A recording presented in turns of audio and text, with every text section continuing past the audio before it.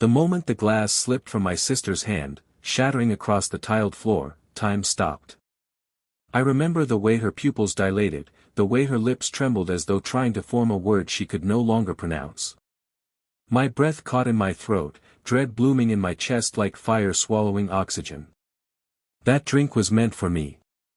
And in the blur of chaos, her convulsing body, my parents' horrified silence, the clatter of chairs scraping the floor as guests rushed to help, I realized something chilling. My family, the very people who raised me, had tried to destroy me on the night I should have felt most loved. The celebration. It was my 21st birthday. My parents had insisted on hosting a grand celebration at our family home. They rented a tent, hired a local band, even strung fairy lights across the old oak tree in our backyard. Friends, neighbors, and relatives filled the space, their laughter mixing with the hum of cicadas. On the surface, it was perfect, too perfect, almost rehearsed. But underneath my smile, there was unease. My parents and I had always had a complicated relationship. They were controlling, suffocating in the way they cloaked manipulation with care. Every achievement of mine had felt like theirs to own, every failure an open wound they'd salt with disappointment. Still, I had wanted to believe that maybe, just maybe, this celebration meant something real. That for once, I wasn't just their project or their shame. That night, they'd raised a toast in my honor. My mother's lipstick-stained glass trembled slightly as she spoke. To our beautiful child, stepping into adulthood. We've always wanted what's best for you. Tonight marks the beginning of the life you deserve. Her words should have warmed me. Instead, they chilled me. The glass. The glass. The first time I noticed something was wrong was when my father handed me my drink. It wasn't poured from the same bottle as the others. He'd prepared it in the kitchen, away from the guests. The glass itself was heavy, crystal cut, different from the plastic cups everyone else was using. You deserve something special, he said, forcing a smile that didn't reach his eyes. When I raised it to my lips, my sister, Clara, caught my gaze across the table. Her brows knit together. She mouthed, "Don't." I hesitated, lowering the glass. My parents' eyes were fixed on me with unnatural intensity. That same suffocating pressure I'd felt all my life suddenly condensed into a single moment: drink, or disappoint them. I told myself I was being paranoid. That maybe Clara was just teasing. But then, when I set the glass down to hug a friend who arrived late, Clara reached over and took a sip before I could stop her. Seconds later, she collapsed. The main conflict. The room erupted in chaos.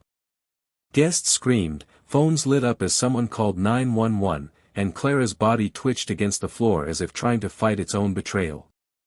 My mother knelt beside her, but not with the frantic urgency of a mother trying to save her child. Her hands shook in a different way. A guilty way. My father's face drained of color, and for the first time in my life, I saw fear in his eyes. Not fear for Clara, but fear of exposure. I couldn't move. My own legs felt nailed to the ground. Guilt and disbelief battled inside me, leaving me hollow. This wasn't just paranoia anymore, this was real. My parents had tried to drug me. As paramedics rushed Clara away, I caught fragments of my mother's whisper to my father. She wasn't supposed to drink it. I wanted to scream, to demand answers, but the weight of years of obedience pressed down on me. All I could do was swallow the truth and follow the ambulance to the hospital, praying Clara would survive. Internal struggle. That night in the waiting room, my thoughts spiraled. Why? Why would my parents do this? I replayed moments from the past, the times they'd hidden my medication when I was anxious, telling me it was, for my own good, the way they dismissed every boyfriend I ever had as, not worthy, the suffocating grip they had over my choices in school, friends, even hobbies. But this wasn't control. This was annihilation. As I sat there, trembling, a part of me wanted to confront them immediately, to scream in their faces. Another part whispered that I wasn't ready. That I was still that frightened child seeking their approval. And under it all was guilt. Guilt that Clara had taken the hit meant for me. Guilt that maybe, deep down, I had always known my parents were capable of something monstrous, and I hadn't stopped them. Twists revealed. When Clara finally stabilized, I managed to slip into her room. She was pale, but conscious. She grasped my hand, her voice hoarse. "They've wanted to control you forever," she whispered. "But tonight, they wanted more than that." Her words sliced me open. "What do you mean?" I asked. She told me something that left me cold. A week earlier, she'd overheard our parents in the study, whispering about my inheritance. Money left to me by my grandmother that would become fully mine on my 21st birthday.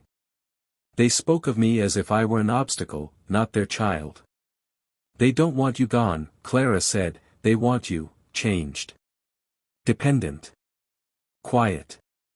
Easy to control. That drink, it wasn't poison. It was sedation. Something to make you, pliable." The floor seemed to fall out beneath me. My life wasn't mine, and now, they were trying to take even my mind. The confrontation.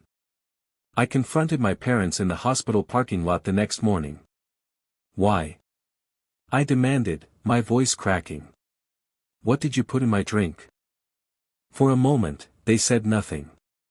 My father glanced around, as if making sure no one could overhear. Then he spoke with a chilling calmness. "We were protecting you. You don't understand what's out there. You make reckless choices. You let people use you. We couldn't stand by and watch you throw everything away. This way, you'd finally listen." I stared at them, disgust twisting my stomach. "You tried to destroy me. You almost killed Clara." My mother's face hardened. Clara interfered. She always interferes. It was then I realized, they didn't regret it. They didn't see it as wrong. To them, this was love twisted into possession, concern rotted into control. I turned and walked away, but every step felt like breaking chains I hadn't known were wrapped around me. The aftermath. Clara recovered slowly, but she carried the weight of what happened. She told me she'd never seen me as weak, that she'd only wanted to protect me from becoming what our parents wanted. The celebration that was supposed to mark my freedom instead revealed the cage I had been living in my entire life. But now, I had a choice. I reported what happened. The investigation dragged on, full of denials and technicalities. My parents painted me as unstable, Clara as confused. They had money, influence, ways of making the truth look like a lie. But inside me, something shifted.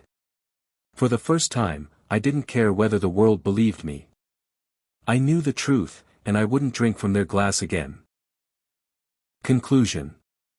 Months later, I stood under the same oak tree in the backyard, the fairy lights long since taken down. The house was quieter now, emptier. Clara and I had moved out, forging lives of our own.